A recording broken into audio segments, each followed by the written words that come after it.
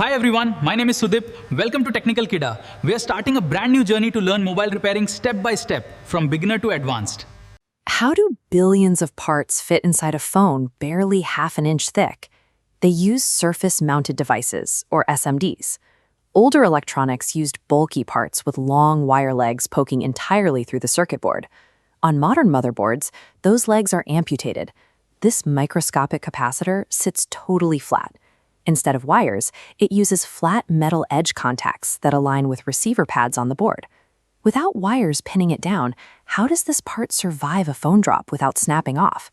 The trick is a layer of metallic glue. When heated, it melts and hardens, creating a powerful bond that acts as both the electrical connection and physical anchor. This flat design creates a repair challenge. A traditional pointed soldering iron only heats one side at a time. To heat the entire part at once, technicians use a hot air gun. It bathes the component in superheated air, melting all the metallic glue simultaneously. Once the bond turns liquid, tweezers can safely lift the part away.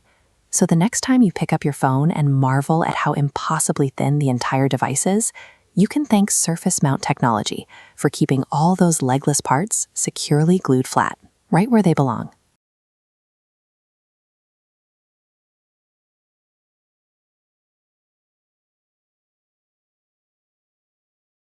Videos बनाने हैं Filmora है ना।